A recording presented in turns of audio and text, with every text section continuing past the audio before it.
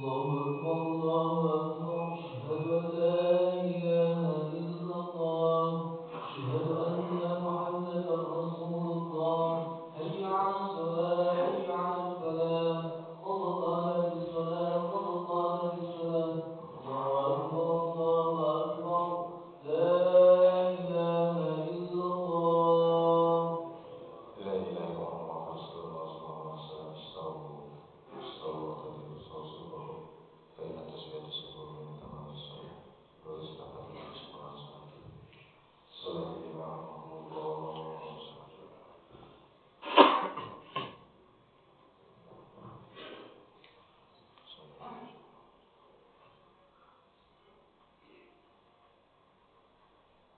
الله أكبر.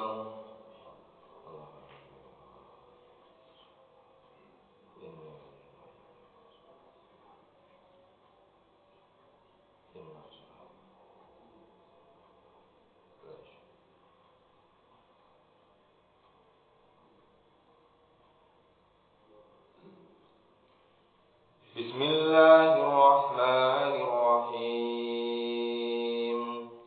الحمد لله رب العالمين الرحمن الرحيم مالك يوم الدين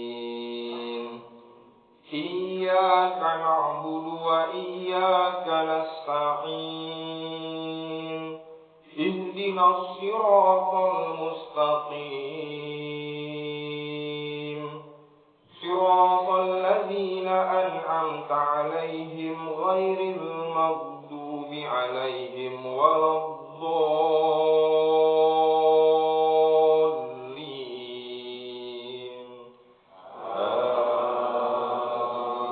آمين.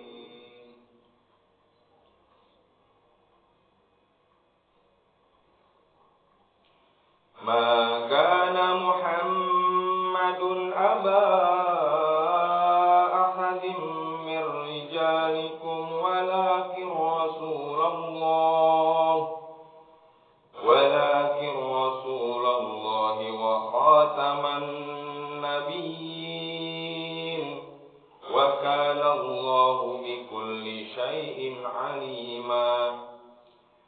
يا أيها الذين آمنوا اذكروا الله ذكرا كثيرا وسبحوه بكرة وأصيلا هو الذي يصلي عليكم وملائكته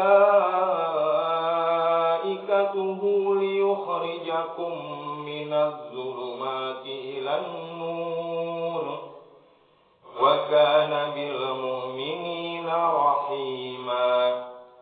تحيتهم يوم يلقونه سلام وأعد لهم أجرا كريما. يا أيها النبي إنا أرسلناك شاهدا ومبشرا ونذيرا وداعيا إلى الله بإذنه وسراجا منيرا وبشر المؤمنين بأن لهم من الله فضلا كبيرا. الله أكبر.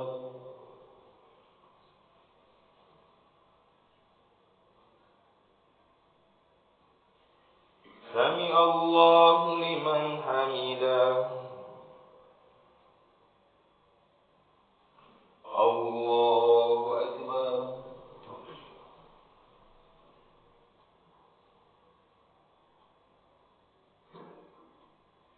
الله أكبر.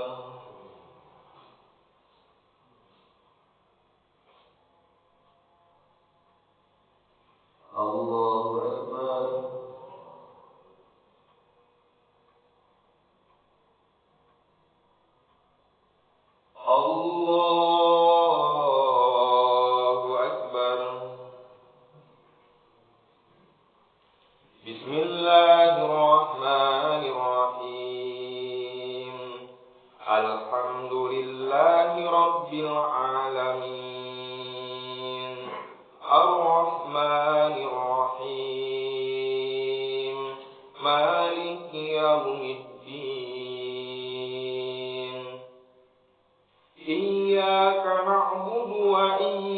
وإياك نستعين اهدنا الصراط المستقيم صراط الذين أنعمت عليهم غير المغضوب عليهم ولا الضالين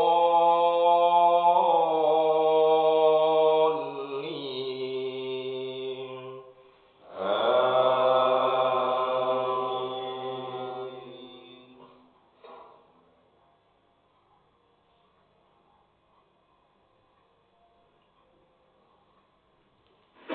وإذ قال عيسى ابن مريم يا بني إسرائيل إني رسول الله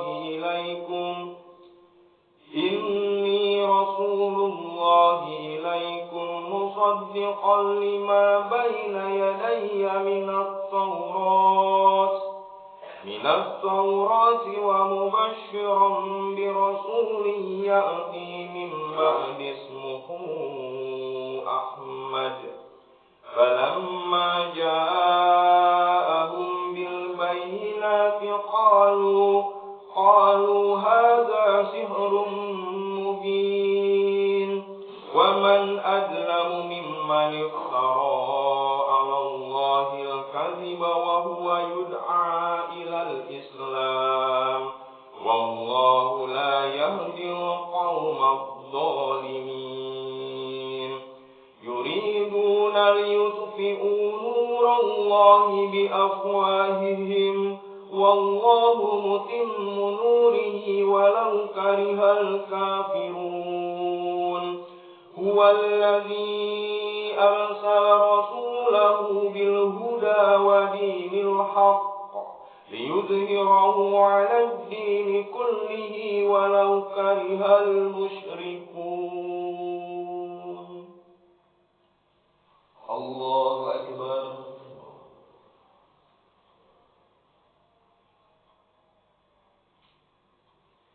سمع الله لمن حمده. اللهم اهدنا فيمن هديت وعافنا فيمن عافيت وتولنا فيمن توليت وبارك لنا فيما أعطيت وقنا برحمتك شر ما قضيت.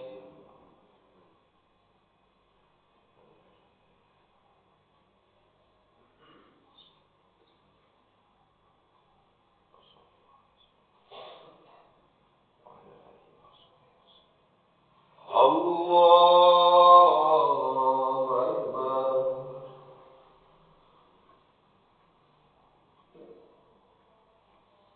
الله أكبر.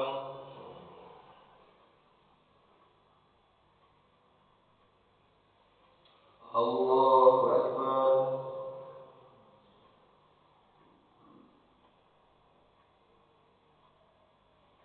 الله أكبر.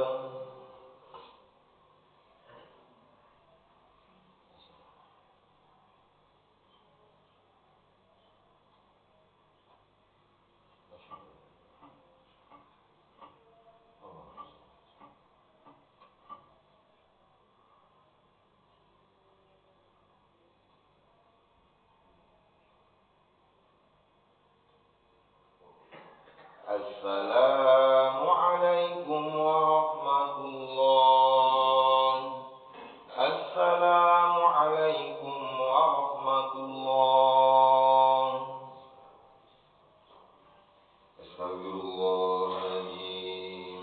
أستغفر الله العظيم.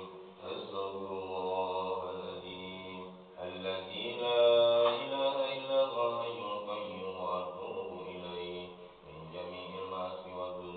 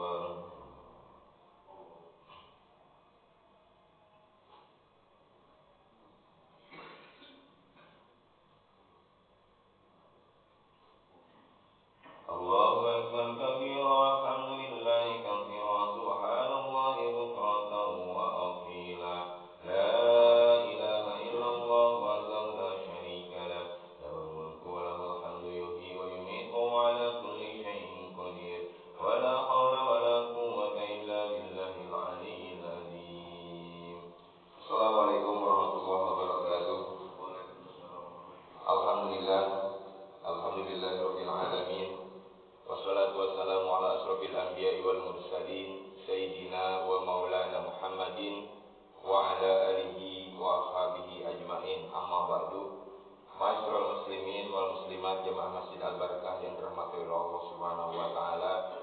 Pertama, marilah kita panjatkan puji serta syukur kita kepada Allah Subhanahu wa taala.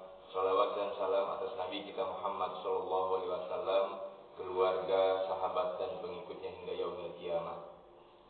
Mudah-mudahan kita semua yang hadir di sini serta keluarga kita, Allah Subhanahu wa taala senantiasa memberikan keberkahan kepada kita semua.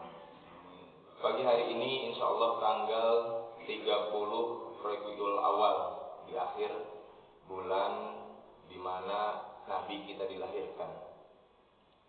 Nabi kita Muhammad SAW lahir tanggal 12 Rabiul Awal dan wafat tanggal 12 Rabiul Awal, sama-sama di hari Senin. Kalau kita biasanya mendengar kita harus cinta kepada Rasulullah, pada kesempatan pagi ini saya akan menyampaikan kenapa kita harus cinta kepada Rasulullah. Sering kan setiap kita tausiah di mana-mana kita harus cinta sama Rasulullah. Kita harus cinta sama Rasulullah. Nah, kalau ini dibalik, mengapa kita harus cinta kepada Rasulullah sallallahu alaihi wasallam? Jawabannya adalah di dalam Al-Qur'an surat At-Taubah ayat 128. A'udzu billahi minasyaitonir rajim. Laqad ja'akum rasulun min anfusikum azizun 'alaihi ma anittum harisun 'alaikum bil mu'minina raufur rahim. Allah Subhanahu wa taala menjelaskan, sungguh telah kami utus seorang rasul dari kaummu sendiri, terasa berat olehnya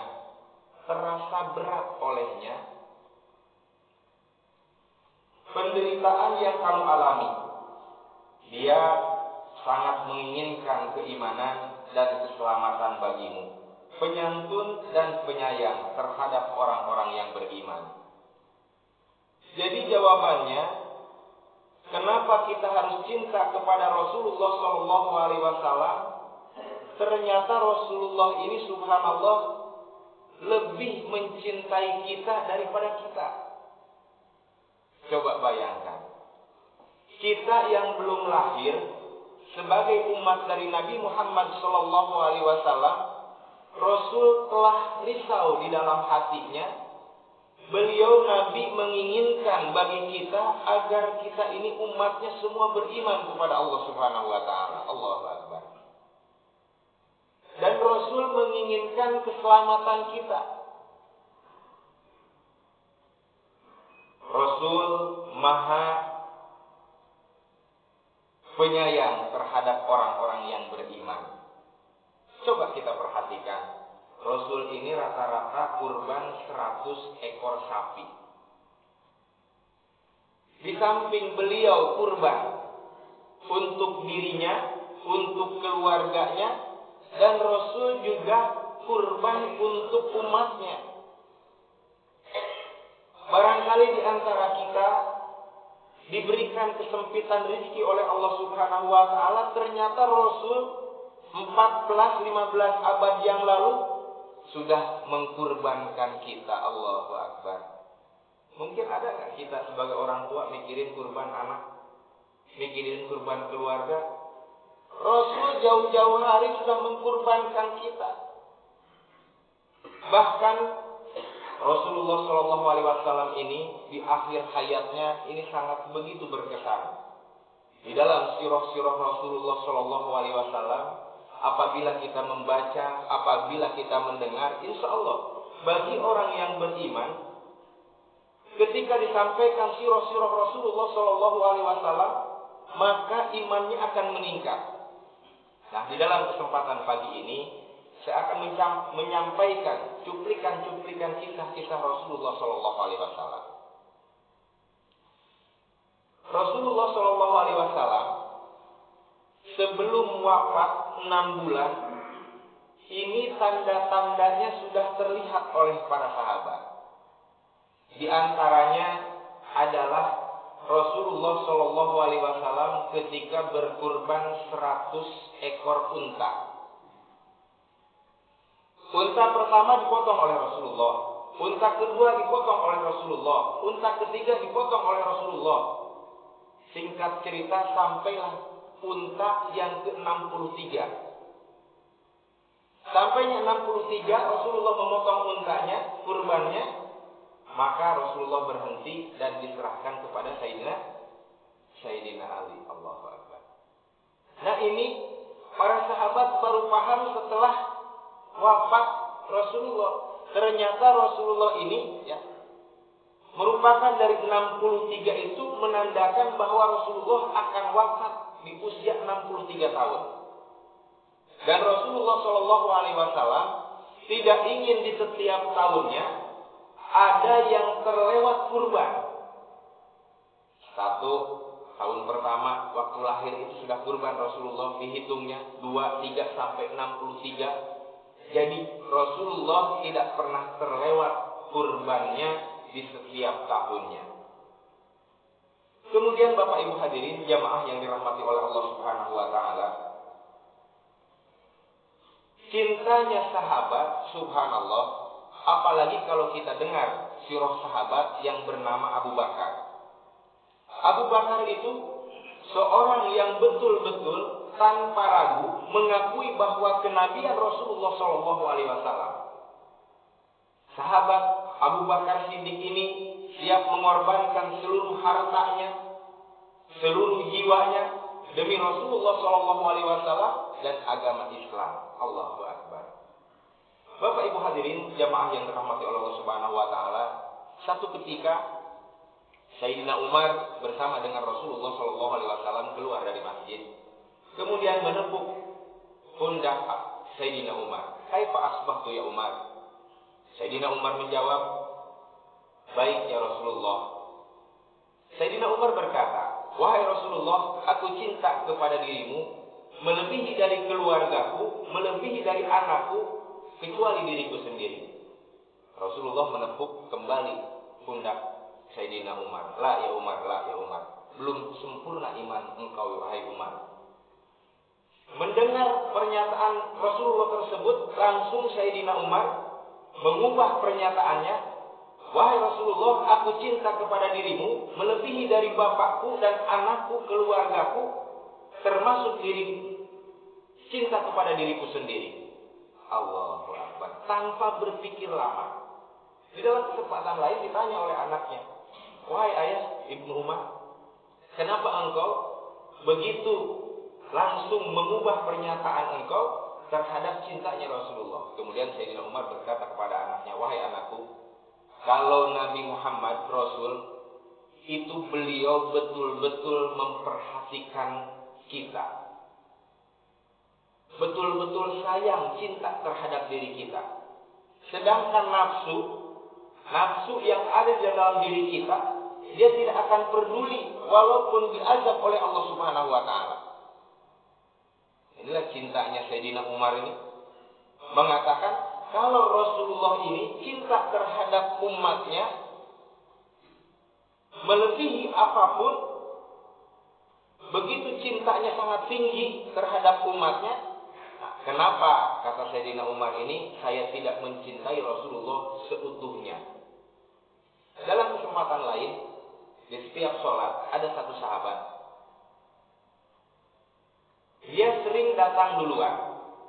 Dia datang menunggu Rasulullah Shallallahu Alaihi Wasallam sholat, dari maghrib menunggu isya, dari isya menunggu subuh, dari subuh menunggu zuhur, dari zuhur menunggu asar. Terus setiap harinya seperti itu. Satu ketika Rasulullah Shallallahu Alaihi Wasallam melihat sahabat ini terlihat badannya kurus. Kemudian ditanya oleh Rasulullah, kenapa badan kamu kurus seperti kurang makan? Kemudian sahabat ini menjawab, ya Rasulullah, aku di setiap harinya hanya menunggu engkau untuk melaksanakan sholat berjamaah. akhir-akhir ini saya merasa takut. Ya Rasulullah, saya takut nanti di akhirat saya tidak bersama dengan engkau. Engkau seorang nabi, engkau seorang rasul, sedangkan aku ini hamba biasa. Maka akhir-akhir ini saya sedih, takut, khawatir nanti di akhirat saya tidak bersama denganmu. Allahu Akbar. Sampai akhirnya sahabat ini wafat dan langsung Allah jawab dengan ayat yang lain bahwa dia tempatnya adalah surga bersama nabi, bersama sahabat, bersama orang-orang yang wafat fisabilillah. Dan yang paling mengesankan adalah bagaimana ketika detik-detik wafat Rasulullah SAW. Ketika itu putra dari Ibnu Abbas membawakan air wudhu terakhir dari Nabi Muhammad SAW. Ketika itu Rasulullah SAW dalam keadaan lemah. Beliau berada di pangkuan Siti Aisyah radhiyallahu anha. Kemudian beliau mengambil wudhu. Kemudian di dalam riwayat lain dijelaskan bahwa Rasulullah SAW menyampaikan waqad anni lakitum ihwani, wadidtu anni lakitum ihwani. Wahai sahabat, aku rindu terhadap saudaraku.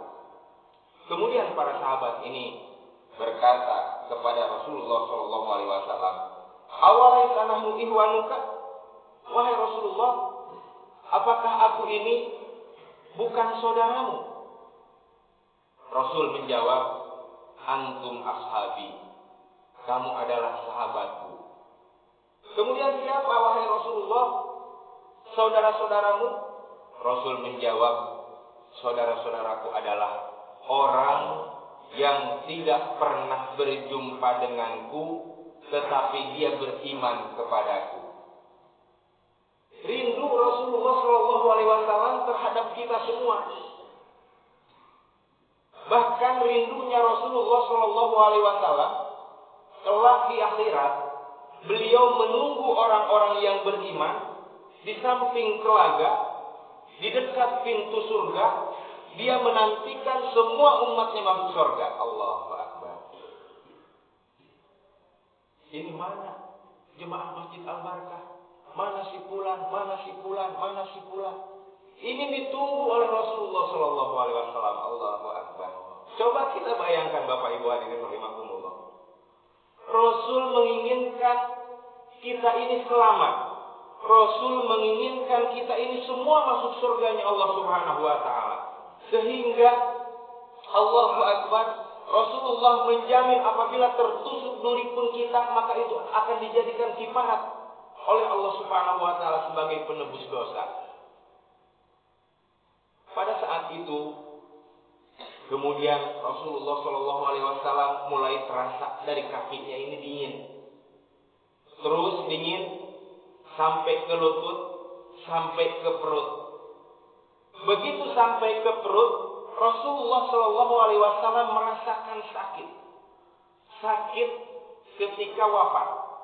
Allah Subhanahu wa taala berfirman, kullu nafsin za'iqatul maut. Setiap yang bernyawa pasti akan merasakan mati.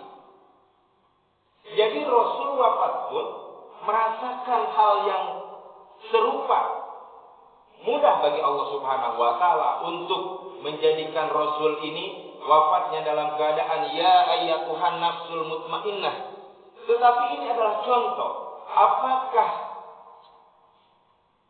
dengan jiwa yang tenang itu dapat dialami oleh semua umatnya? Tentu tidak.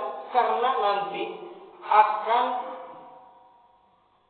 seperti amalnya masing-masing. Ada seseorang yang wafatnya susah. Ada seseorang yang wafatnya gampang, mudah. Ya ayyatuhan nafsul mutmainnah, irji'i ila rabbiki radiyatan mardiyah, fadkhuli fi ibadi wadkhuli jannati. Mudah seperti itu. Rasul merasakan sakitnya wafat. Sehingga malaikat Jibril ketika wafatnya Rasulullah, ketika sampai di dada ruhnya Rasulullah SAW, malaikat Jibril memalingkan wajahnya. Kemudian Rasul memanggil, wahai Jibril, apakah engkau tidak mau melihatku? Apakah engkau jijik melihatku? Kata malaikat Jibril, wahai Muhammad, aku tidak sanggup melihat engkau wafat. Dan dalam detik-detik tersebut, Rasulullah SAW mengangkat tangan, Ilahi, wahai Tuhanku, jika engkau perkenankan seluruh umatku manakala saat wafat merasakan sakit, jika engkau perkenankan,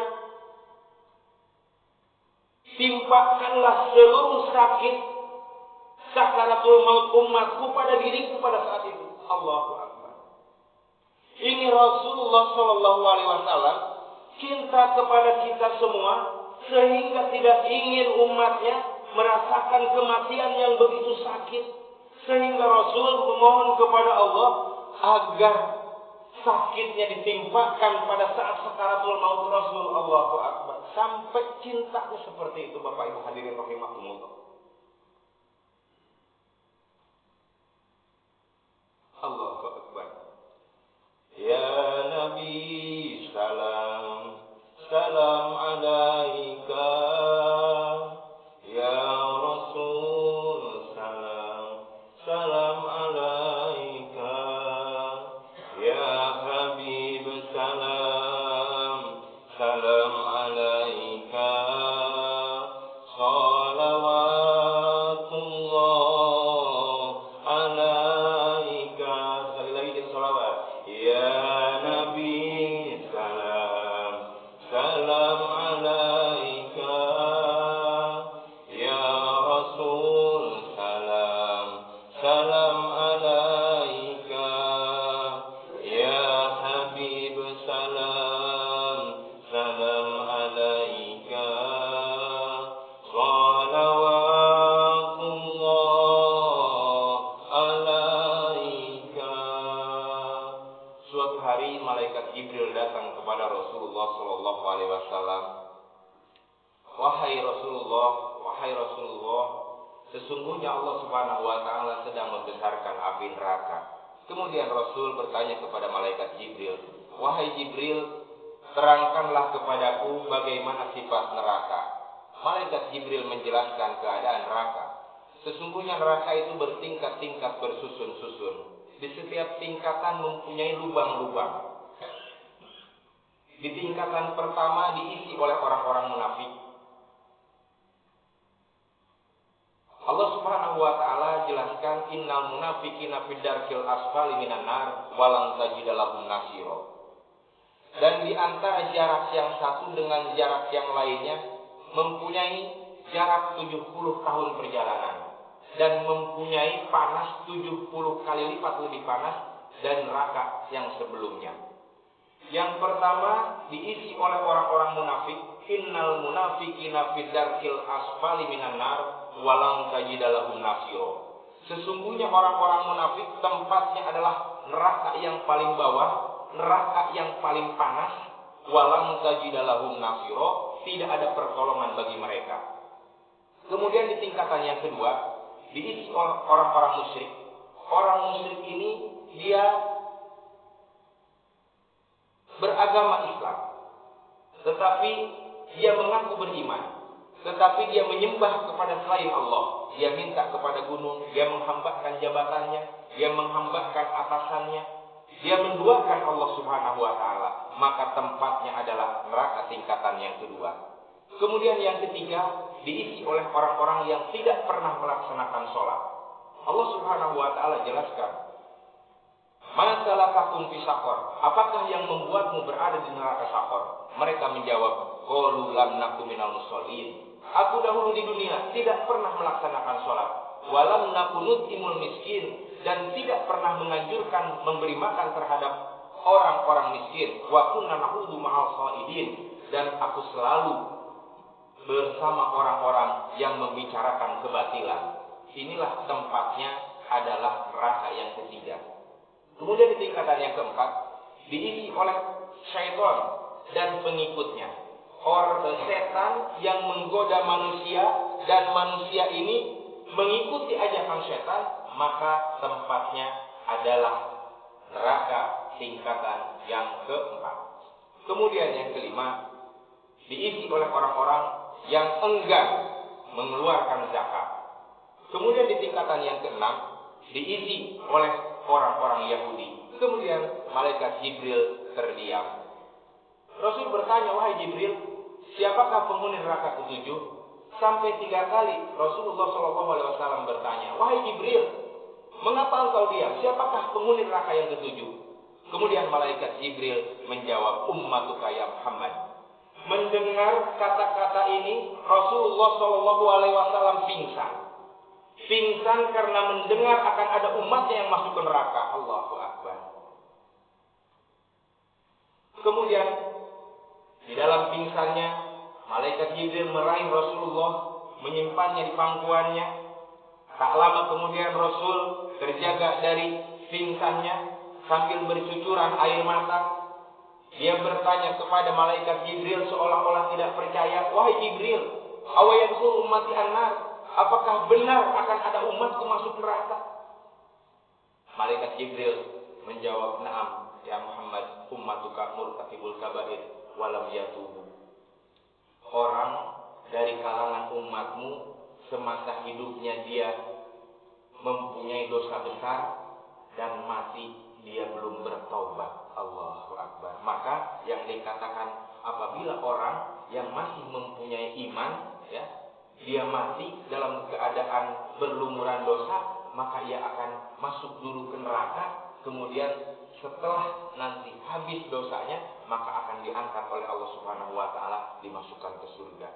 Bagaimana Bapak Ibu hadirin jemaah yang dirahmati oleh Allah Subhanahu wa taala? Rasul ini begitu merisaukan kita, begitu cinta kepada diri kita. Manakala kita mudah-mudahan dengan sirah-sirah yang kita baca, yang kita dengar, kita cinta kepada Rasulullah Shallallahu Alaihi Wasallam. Ini ceritanya masih panjang, tetapi sudah lebih dari 20 menit. Subhanallah ya, masih lebih dari 20 menit. Insya Allah kita sambung ya, akan datang ya. Nah, ini, ntar lupa, terusin 5 menit lagi atau 10 menit ya. Nah, jatuh pingsan. Kemudian Rasul ini setelah dia seolah-olah tidak percaya akan ada umatnya masuk neraka, setelah bangun pingsan sambil bercucuran air mata, awayadkhulu ummati annar? Apakah betul umatku akan ada yang masuk neraka? Na'am, kata malaikat Jibril, ummatuka ya Muhammad murtakibul kabair walam yatubu. Dari kalangan umatmu yang mempunyai dosa besar, mereka mati dalam keadaan belum bertaubat. Kemudian Rasul pulang sambil sedih, risau hatinya. Pulang dia ke kamarnya, kemudian 3 hari 3 malam Rasul tidak keluar kecuali hanya untuk melaksanakan sholat. Allahu Akbar. Setelah mendengar akan ada umatnya yang masuk neraka, berita dari malaikat Jibril, Rasul mengurung diri di kamar 3 hari 3 malam, tidak keluar rumah kecuali hanya untuk melaksanakan sholat 5 waktu berjamaah. Wajahnya sudah pucat. Maka berita ini datanglah sampailah ke Abu Bakar. Abu Bakar pun datang mengetuk pintu. Assalamualaikum ya Rasulullah. Ternyata Rasul tidak menjawab. Abu Bakar pun pulang. Sampailah kabar ini pun juga kepada Sayyidina Umar. Sayyidina Umar pun melakukan hal yang sama, mengetuk pintu. Wahai Rasulullah, tetapi sama juga tidak ada jawaban. Datang juga berita ini sampai juga ke Salman Al-Faris. Salman Al-Faris pun juga sama melakukan hal yang serupa, mengetuk pintu Rasulullah, tetapi sama tidak ada jawaban dari Rasulullah SAW. Kemudian Salman Al-Faris memberitakan kabar sedih ini kepada putrinya Siti Fatimah. Siti Fatimah pun bergegas datang ke kamar Rasulullah SAW. Kemudian Siti Fatimah mengetuk pintu, Assalamualaikum ya Rasulullah. Kemudian Rasul ini mendengar suara putrinya yang dicintainya, agak sedikit lega. Kan kalau kita sedih gitu ya, kalau kita lagi sedih kemudian mendengar sesuatu yang berharga dari diri kita kan agak terobati. Betul nggak kira-kira? Nah, datanglah suatu itu, Siti Fatimah mengetuk pintu, kemudian agak sedikit terobati. Maka bertanyalah Siti Fatimah, wahai ayahanda, apakah gerangan yang membuat hatimu sedih seperti ini? Maka Rasul menjawab, ya hai Fatimah, bagaimana aku tidak sedih wahai Fatimah? Saya didatangi oleh malaikat Jibril dan memberitahukan bahwa akan ada umatku kelak yang masuk neraka.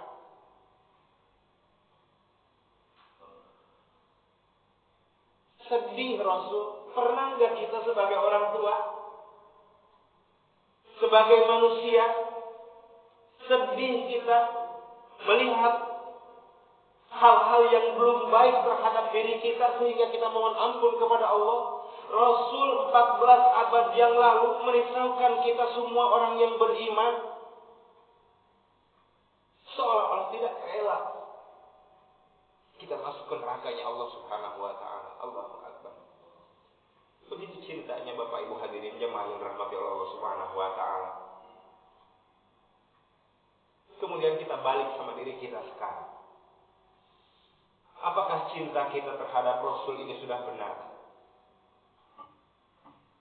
Mungkin walaupun baik yang kita lakukan di keseharian kita, tetapi apakah sudah semampu kita fattaqullaha mastata'tum? Bertakwalah kepada Allah dengan sesuai kemampuanmu, kata Allah. Kemampuan ini jangan dikatakan uang kita 100.000 atau 1 juta, infak kita 1.000 rupiah. Tidak seperti itu. Kemampuan itu diaplikasikan oleh seorang guru ketika ditanya oleh muridnya, wahai guru, bagaimana mengukur kemampuan ketakwaan kepada Allah? Contohnya sholat. Seorang guru ini tidak menjawab. Kalau begitu lihatlah bagaimana cara menentukan kemampuan itu. Ini guru ini melaksanakan sholat sunnah sampai kakinya bengkak, sampai sulit untuk berdiri. Saking lamanya, saking banyaknya sholat. Itulah yang dinamakan sesuai dengan kemampuan. Sampai betul-betul terasa lemah. Itulah kemampuan. Kalau kita kan kadang-kadang terbalik. Ya, mampu kita sedekahnya, uang kita 1 juta atau 10 juta. Ya, mampunya saya 10.000. Itu kan gitu. Nah, itu mampu, itu belum sebenarnya mampu seperti itu. Nah, cinta kepada kita kepada Rasulullah SAW, apakah kita sudah berupaya mencintai? Bagaimana cara bersedekah Rasul? Bagaimana akhlak Rasul? Bagaimana perilaku Rasul? Bagaimana Rasul mencintai keluarga, mencintai tetangga, mencintai orang-orang sekitarnya? Kita masih berpaling. Kita masih ngapain ngenakin orang, ngapain bantu orang. Itu nafsu yang dikatakan oleh Sayyidina Umar itu tadi. Kalau Rasul betul-betul menginginkan keselamatan bagi kita, kata Sayyidina Umar, nafsuku ini tidak akan peduli kelak di akhirat apakah jasadku ini diazab oleh Allah Subhanahu wa taala atau dimasukkan ke surga. Tidak peduli, kata Sayyidina Umar. Maka apa yang harus kita lakukan Bapak Ibu hadirin rahimakumullah? Maka bacalah sirah sahabat, sirah Nabi, dekat-dekat dengan ulama. Betul-betul kosongkan hati kita menerima kebenaran yang datangnya dari Allah Subhanahu wa taala. Setiap tahun kita memperingati, bahkan sekarang Allahu Akbar subhanallah, bukan setiap tahun lagi kita maulid, tiap bulan acara kawinan maulid, acara selamatan maulid, semua maulid. Allahu Akbar. Ini menandakan cinta kita kepada Rasulullah Shallallahu Alaihi Wasallam. Nah, tetapi jangan sampai di situ. Jangan sampai kita hanya menyenandungkan cinta Rasul. Marilah kita iringi dengan amal-amal kita, dengan tingkah laku kita, dengan akhlak kita, dengan bacaan kita. Bapak Ibu hadirin jamaah yang dirahmati oleh Allah Subhanahu wa taala. Mudah-mudahan sudah nambah 8 menit, Bang. Nah, subhanallah. Yang pada intinya, kalau kita lagi senggang, itu coba diklik di internet itu, kita jangan terlalu banyak gosip. Itu kita lihat bagaimana sejarah Nabi, sirah-sirah sahabat yang diceritakan oleh Ustadz Abdul Somad, Ustadz Adi Hidayat, Ustadz Dasat Latif, Kiai Haji Jainuddin MZ almarhum masih ada rekamannya. Dengar kita. Ini sebagai barometer. Kalau hati kita, mohon maaf nih, kalau hati kita tersentuh dengan sirah-sirah, berarti insya Allah iman kita numbuh. Kalau seandainya datang bukti-bukti dari Allah Subhanahu wa Ta'ala, hati kita tidak tersentuh, ini perlu dibawa ke bengkel. Kalau bengkel hati ini bawa ke ustaz, bawa ke kiai. Kenapa?